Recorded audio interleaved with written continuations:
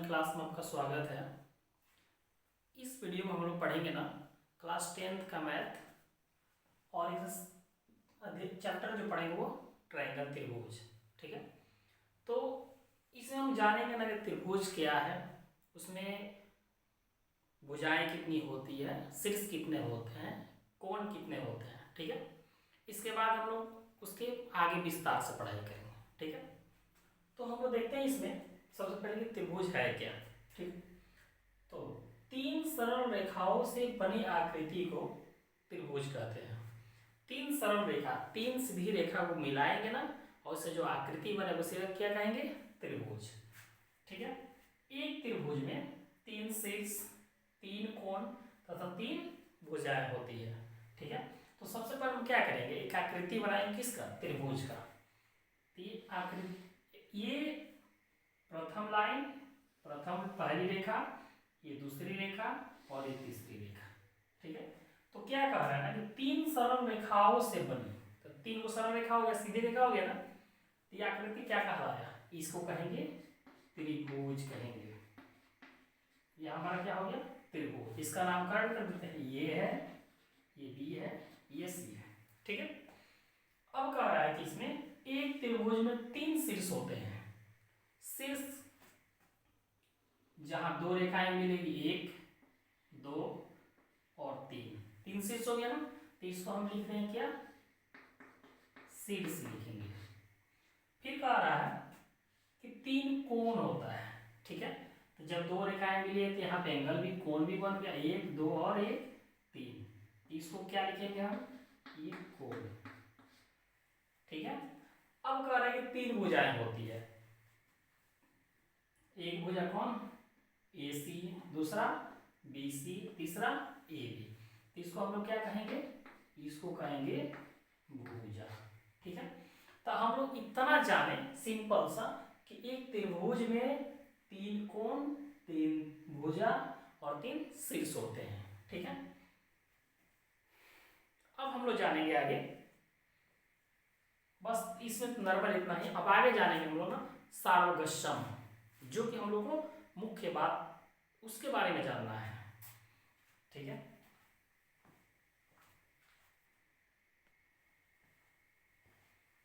अब हम लोग सर्वगशम के बारे में जानेंगे ना। तो सर्वगशम पहले देखते हैं, इसका डिफिनेशन, परिभाषा क्या है कि दो आकृति सर्वगशम कहे जाते हैं जब उनके समान आकार से, ठीक है ना, तथा समान आमाप साइज, है ना, बराबर हो। ठीक है ना, अर्थात का मतलब कि ऐसी दो आकृति जो देखने में एक जैसी हो, है ना, दो आकृति लेंगे ना, ई जैसी होगी सेम, ये भी वैसा ही होना चाहिए, और उनके प्रत्येक भुजा की लंबाई भी बराबर हो। अगर ये मान लेते हैं एक वर्ग लिए, तो इसकी प्रत्येक भुजा की लंबाई 4 है, तो वर्ग में सब 4 हो जाएगा ना।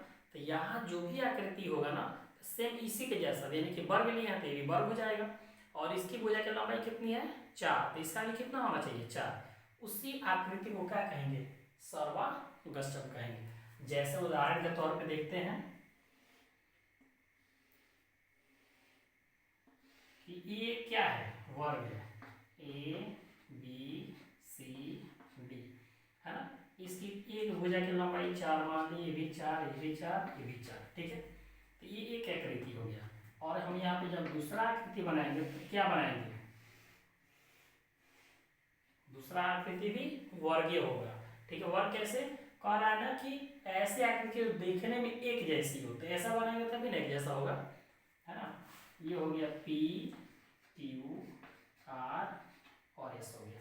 ठीक है, लेकिन कह रहा है कि इसकी भुजा की लंबाई भी बराबर हो, तो यहाँ कितना है, 4, तो यहाँ भी कितना हो जाएगा, 4, ये भी 4, ये भी 4। तो ये दोनों आकृति क्या है, सर्वगशम है। ठीक है, फिर अब एक और उदाहरण लेते हैं। एक हम यहाँ पर बना दिए वृत्त, जिसकी त्रिज्या मान लिए 3 cm है। ठीक है, तो यहाँ भी हम एक वृत्त बनाएंगे। ठीक है, तो इसकी भी त्रिज्या कितनी होनी चाहिए, 3 cm होनी चाहिए। दोनों आकृति देखने में समान ही है और इसकी त्रिज्या दोनों क्या है, बराबर ही है, तो इसी ये दोनों क्या है, सार्वगस्यम है, सर्वगस्यम। ठीक है, तो ये हो गया हम लोग का सर्वगस्यम। ठीक है, अब हम लोग आगे जानेंगे ना समरूप आकृति के बारे में। ठीक है, तो इसमें याद कर लेना है कि देखने में एक जैसा हो और उसकी लंबाई जो है ना भुजा की, अच्छा वृत्त तो त्रिज्या, तो हमेशा दोनों का क्या होना चाहिए, बराबर होना चाहिए। ठीक है, मतलब कि अगर कोई आकृति हम ले रहे हैं ना एक नीचे, उसके ऊपर हम दूसरी आकृति अगर रखते हैं तो उसको पूर्ण रूप से चारों तरफ से ढक ले, वही क्या कहलाएगा, सार्वगस्यम, सर्वगस्यम। ठीक है, अब हम लोग जानेंगे समरूप के बारे में।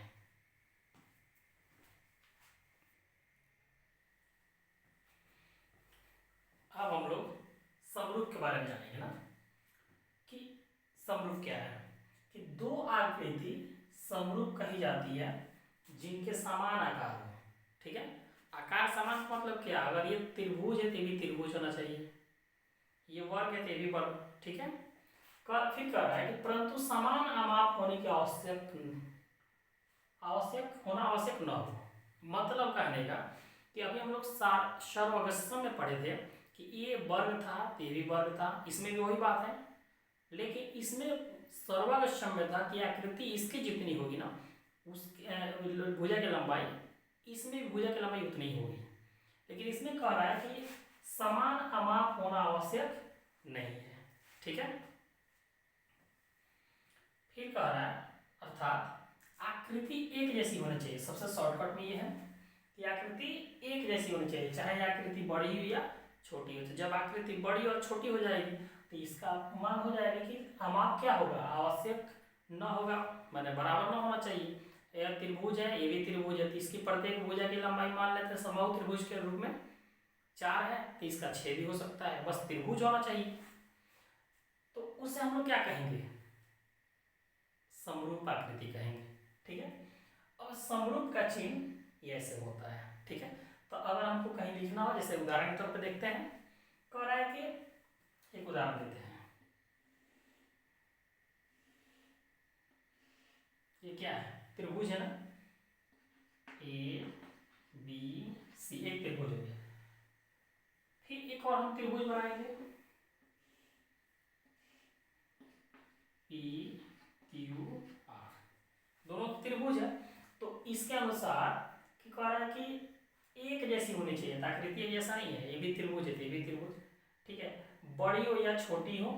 ठीक है, तो ये बड़ी है, ये छोटी है। ठीक, तो अब आप लोग जरा देखिएगा कि जब आकृति बड़ी है तो इसकी भुजा की लंबाई भी बड़ी हो जाएगी ना, ये छोटी है तो इसकी भुजा की लंबाई छोटी हो जाएगी ना। तो अगर मान लेते हैं कि ये 4 है, ये 2 है, तो अब यहाँ पे समझना है कि दोनों समरूप है। समरूप कैसे है, तो आकृति सेम होनी चाहिए। ठीक है, चाहे इसकी भुजा कुछ और हो, इसकी भुजा कुछ और हो, तो ये दोनों क्या है, समरूप है, समरूप है। तो अब इसको लिखेंगे कैसे, तो लिखेंगे त्रिभुज ABC, इस चिन्ह का यूज करेंगे, कैसे, समरूप है त्रिभुज किसके, PQR। ठीक है, अब हम एक और उदाहरण देखते हैं। एक वृत्त हो गया जिसकी त्रिज्या मान लेते हैं 3 सेंटीमीटर है, ये दूसरा वृत्त हो गया जिसकी त्रिज्या मान लेते हैं 7 सेंटीमीटर है। तो दोनों समरूप है कि नहीं, दोनों वृत्त भी क्या है, समरूप है। ठीक है, आकृति एक जैसी होनी चाहिए, चाहे आकृति बड़ी हो या छोटी हो। ठीक है, तो हमारा समरूप हो गया।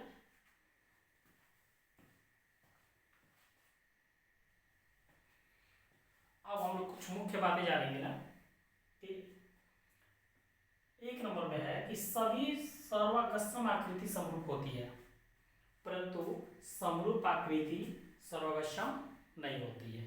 ठीक है, अब थोड़ा अभी पीछे जा रहे थे ना कि अभी समरूप आकृति सर्वगस्यम नहीं होती, इसका मतलब क्या, कि अगर दो आकृति लिए, ये बड़ी और ये छोटी है, अगर बड़ी के ऊपर इसको रखेंगे तो पूर्ण रूप से नहीं ढकेगी ना, समरूप तो है क्योंकि बड़ी छोटी है, आकृति ऐसी है, लेकिन पूर्ण रूप से नहीं ढकेगी। इसका मतलब हुआ कि समरूप है वो सर्वगस्यम नहीं हो सकती है। लेकिन जो सार्वगसम है वो समरूप हो सकती है। ठीक है, जैसे कि इसका उदाहरण देखते हैं। ये एक त्रिभुज है ना, इतना बड़ा है, और ये एक त्रिभुज है, इतना बड़ा है ना। तब जरा देखेंगे कि इस त्रिभुज को इसके ऊपर रखेंगे तो क्या पूर्ण से ढक पाएगा? नहीं ढक पाएगा। ठीक है, तो ये समरूप हो गया। ठीक है ना। आप फिर से एक और देखते हैं। इस एक त्रिभुज हो गया, फिर अगर एक हम यहाँ बनाए, ये त्रिभुज हो गया। ठीक है, इस अगर ये भी चार है, ये भी चार है, ये भी चार, समबाहु त्रिभुज मान लेते हैं इसको। तो इसको इस पर रखेंगे तो पूर्ण से ढक लेगा ना, ये सार्वगसम हो गया। ठीक है, तो जो सार्वगसम है वो समरूप हो सकता है, लेकिन जो समरूप है वो सार्वगसम नहीं हो सकता है। ठीक है, इसका अनुरूप फिर कहा कि सभी समबाहु त्रिभुज समरूप होते हैं। अभी ने बताया समबाहु त्रिभुज में कि समबाहु त्रिभुज का मतलब कि जिसके प्रत्येक भुजा क्या हो, बराबर होती है, चार पीस का विचार। ठीक है, सभी वृत्त समरूप होते हैं। अब हम मान लेते हैं कि यहाँ पे एक वृत्त ले लिए, इसकी त्रिज्या कितनी है? 3 सेंटीमीटर। यहाँ पे एक ले लिए, इसकी त्रिज्या कितनी है? 2 सेंटीमीटर। तो दोनों क्या है? समरूप है। समरूप है कैसे? तो अभी पीछे हम लोग जाने हैं कि आकृति सेम होनी चाहिए, चाहे आकृति बड़ी हो या छोटी। जब त्रिज्या कम कर देंगे तो आकृति छोटी हो जाएगी, त्रिज्या बड़ा कर देंगे तो आकृति बड़ी हो जाएगी। तो इसलिए सभी वृत्त जो होते हैं क्या होते हैं? समरूप होते हैं। फिर कह रहा है सभी वर्ग समरूप होते हैं। ठीक है, तो अभी हम वर्ग यहाँ पे ले लिए, इसकी भुजा 1-1 सेंटीमीटर मान लिए। ठीक है, फिर एक और वर्ग ले लिए यहाँ पे, इसकी भुजा 2-2 सेंटीमीटर मान लिए। ठीक है, तो आकृति तो बड़ी छोटी हो गई, लेकिन बड़ी और छोटी हो गई, लेकिन आकृति क्या है? एक जैसी है, इसलिए दोनों क्या है? समरूप है। ठीक है, अब लास्ट पांचवा पॉइंट है कि भुजाओं की संख्या समान वाले दो बहुभुज समरूप होते हैं। ठीक, भुजाओं की संख्या समान मतलब कि दो त्रिभुज लेते हैं जिसकी भुजाओं की संख्या क्या है? समान है। इसका अगर जितना होगा उसका तो उनके संगत कोण बराबर हो। ठीक है, इसका हम अभी चर्चा करेंगे कि संगत होता क्या है। ठीक है, उनके संगत कोण बराबर हो और उनकी संगत भुजाएं एक ही अनुपात में हो। ठीक है, जैसे ये एक ट्रायंगल हो गया और ये एक ट्रायंगल हो गया। ये हो गया A B C D Q और आर हो गया। तो संगत का मतलब अगर हम ए वाला ले रहे हैं इस ट्रायंगल का, तो इस ट्रायंगल में इसके जो यहाँ रहेगा वही लेंगे। ठीक है, तो यहाँ पे क्या है? पी। तो कोण ए संगत किसके है? कोण पी के। तो इसका मतलब यही हो कि संगत कोण बराबर हो। अगर यहाँ 60 तो यहाँ भी 60, यहाँ 30 तो यहाँ 30, यहाँ 90 तो यहाँ 90, है ना। तो संगत हो गया। फिर कह रहा है उनकी संगत भुजा एक ही अनुपात में हो। ठीक है, तो संगत भुजा का मतलब क्या? अगर ये वाला हम भुजा लेते हैं तो इसका ये वाला भुजा लेंगे, इसका ये वाला भुजा लेते हैं तो इसका ये, क्या हो रहा है कि एक ही अनुपात में होना चाहिए। ठीक है, तो इसका अनुरूप देखते हैं। तो ए बी बट्टा में क्या लिखेंगे? P Q. मतलब जो इसका भुजा जो लेंगे ना इसमें वही लेंगे। इसका क्या ले रहे हैं? B C. तो इसका क्या लेंगे? Q R. इसका क्या है? A C. इसका क्या लेंगे? P R. ये हो गया ना हमारा। तो एक ही अनुपात मतलब कि काटाएंगे तो सबका आंसर कितना आना चाहिए? सेम आना चाहिए, तभी हमारा जो दो बहुभुजों क्या होंगे? वो समरूप होंगे। ठीक है,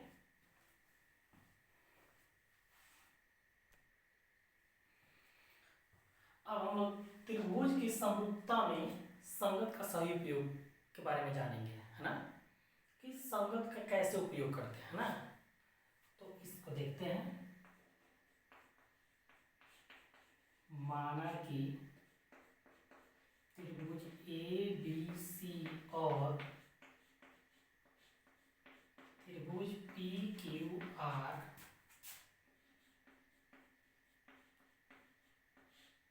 समरूप है। दो त्रिभुज लेना जो समरूप है, इसको लिखें कैसे?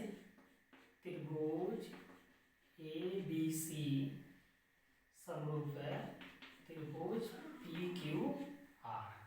हम दो त्रिभुज बनाएंगे, एक ए बी सी और एक पी क्यू आर। ठीक है, ये हो गया ए बी सी,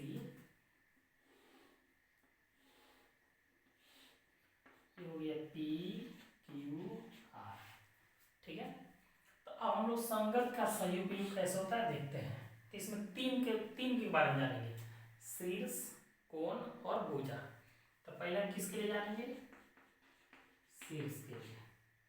तो यहाँ पे देखेंगे कि ए है ना, तो यहाँ लिखेंगे शीर्ष ए,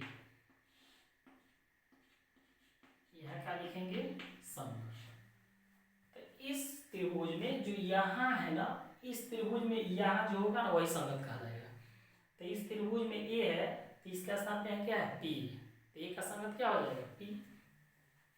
तो यहाँ क्या लिखेंगे हम, शीर्ष लिखेंगे पी। फिर उसी प्रकार से शीर्ष बी,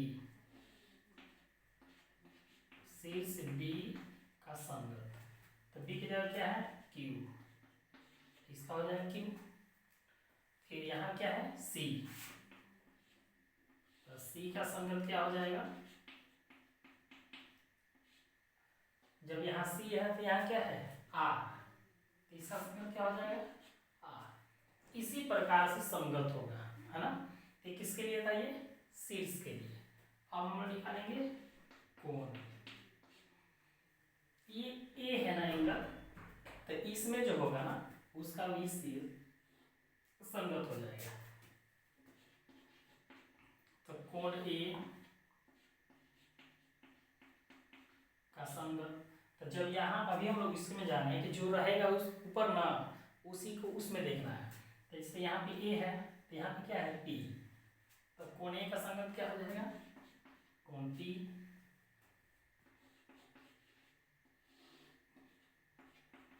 यहाँ पे कोण बी है, तो बी का संगत क्या हो जाएगा क्यू। कोण क्या है सी, तो सी का संगत क्या हो जाएगा यहाँ पे आर। ठीक है ना। अब ये नहीं, ए का संगत क्यू, बी का संगत पी, ऐसे नहीं लेंगे। ठीक है, अब एक लास्ट हम लोग का है भुजा।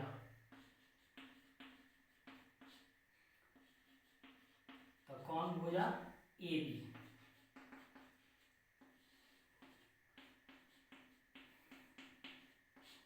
ठीक है। तो इस यहाँ पे ए बी है ना, तो इस त्रिभुज में यही देखेंगे हम, है ना जो होगा। तो ए बी का क्या हो जाएगा पी क्यू।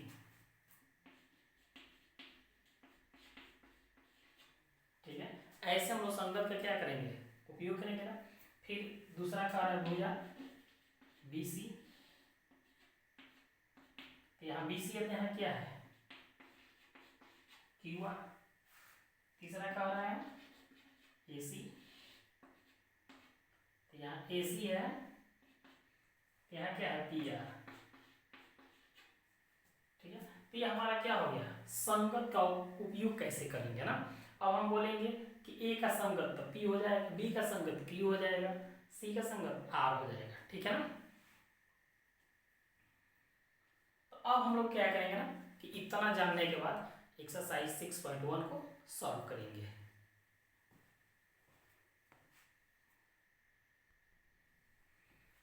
एक्सरसाइज 6.1 का क्वेश्चन नंबर 1 है, कोष्टक में दिए गए शब्दों में से सही शब्दों का प्रयोग करते हुए रिक्त स्थान को भरना है। ठीक है, तो हम लोग समरूप और सर्वनाम जो पढ़े हैं ना उसी के अकॉर्डिंग इसको भरना है। करेंगे सभी वृत्त डॉटेड होते हैं, अभी पीछे उदाहरण के तौर पे समझाया गया कि सभी वृत्त क्या होते हैं समरूप होते हैं। तो यहाँ क्या भरा जाएगा समरूप। फिर कह रहा है कि सभी वर्ग क्या होते हैं, पीछे नोट में पढ़ाए हैं समरूप। फिर कह रहा है कि सभी डॉटेड त्रिभुज समरूप होते हैं, तो कौन सा त्रिभुज होगा समबाहु। पीछे भी इसको भी बताया गया है। ठीक है, लेकिन ये सबसे इंपॉर्टेंट है कि भुजाओं की संख्या समान वाले दो बहुभुज समरूप होंगे। कब, जब उसका संगत कोण कैसा हो बराबर हो,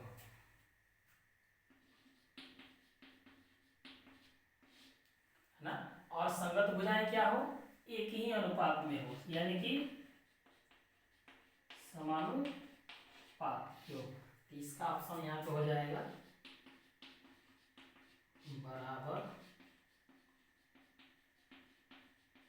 समानुपात। ठीक है। अब हम लोग का क्वेश्चन नंबर 2 है कि निम्न युग्मों के दो दो भिन्न उदाहरण दीजिए, भिन्न भिन्न अलग अलग ना। इसका कितना देना है, 2। क्या कह रहे हैं यहाँ पे, समरूप आकृति। ठीक है।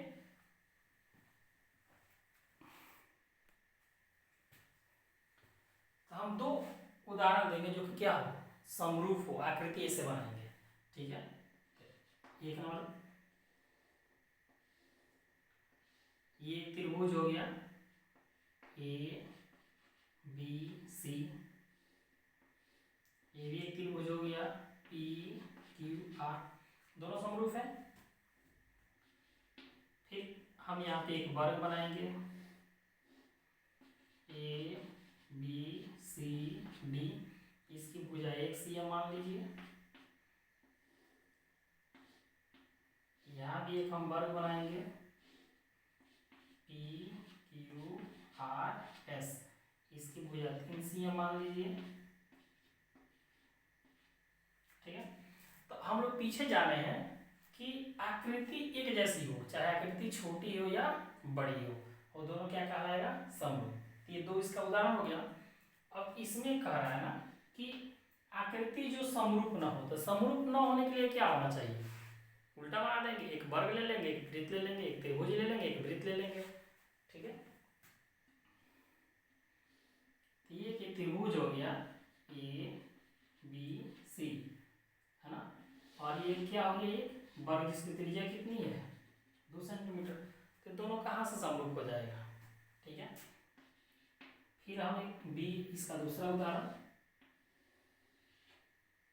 ठीक है, एक वृत्त ले लिए, इसकी त्रिज्या कितनी है, 4 सेंटीमीटर। ठीक है। और यहाँ पे हम क्या ले लिए, वर्ग ले लिए ए बी सी और डी, जिसकी भुजा कितनी है, 3 सेंटीमीटर। ठीक है। तो अब हमको देखने को मिला कि दोनों आकृति अलग अलग है, समरूप नहीं है। यहाँ पे दोनों आकृति सेम है लेकिन छोटा बड़ा है, समरूप है। ये छोटा बड़ा है, समरूप है। ठीक है। तो हमारा ये 2 क्वेश्चन कंप्लीट हो गया। अब हम तीसरा क्वेश्चन देखेंगे।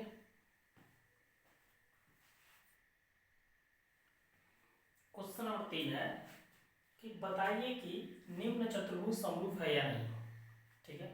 तो ऐसे देखकर तो हम बता नहीं सकते हैं, तो जो रूल है ना कि 2 बहुभुज समरूप होते हैं, उनका संगत कोण बराबर हो और संगत भुजाएं एक ही अनुपात में हो। ठीक है। तो उसका यूज करते हैं हम। 2 बहुभुज समरूप होंगे कब, तो पहला कंडीशन है संगत कोण बराबर हो। ठीक है। तो इसमें हम देखते हैं कि संगत कोण बराबर है या कि नहीं।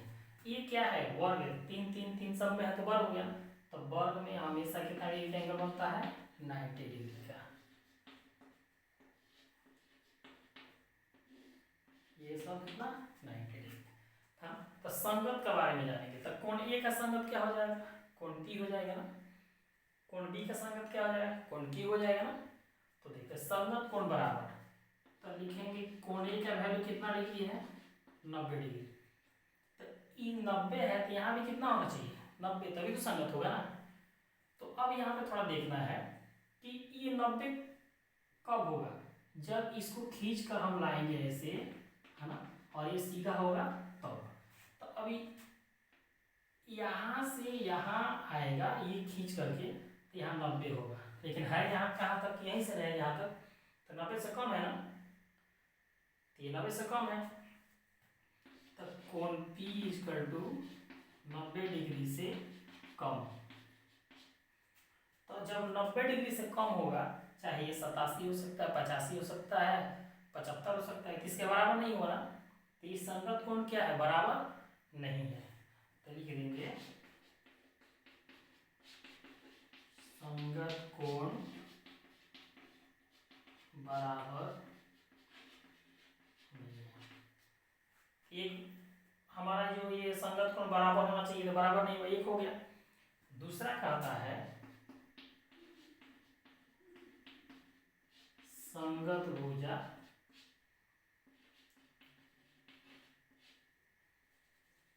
एक कहीं अनुपात में हो।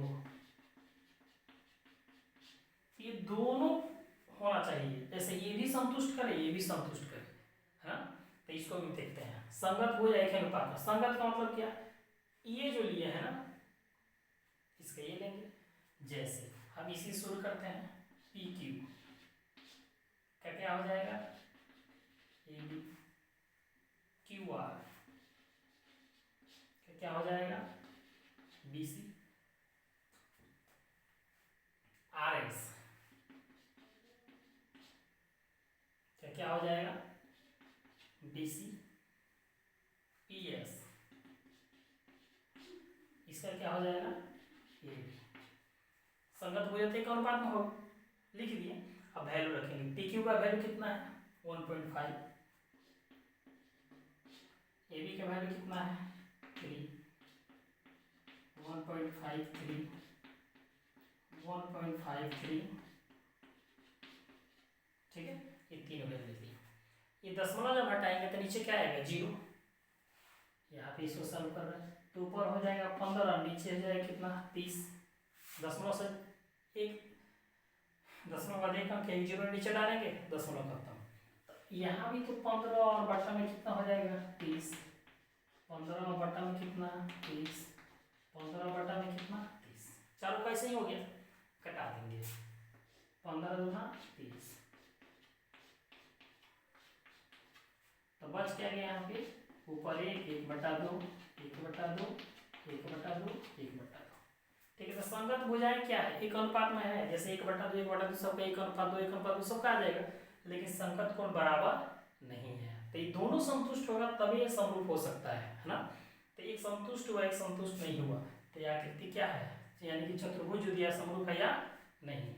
तो लिखेंगे इसलिए चतुर्भुज समरूप नहीं है, ठीक है। और हमारा ये 3 क्वेश्चन कंप्लीट हो गया और हमारा 6.1 खत्म हुआ। आई होप, मुझे विश्वास है कि ये वीडियो आप लोग को समझ में आया होगा। ये क्लास में बताया गया त्रिभुज के बारे में अच्छा समझ में आया होगा। अगर समझ में आया, अच्छा सा आया होगा तो चैनल को सब्सक्राइब, वीडियो को ज़्यादा से ज़्यादा शेयर करेंगे।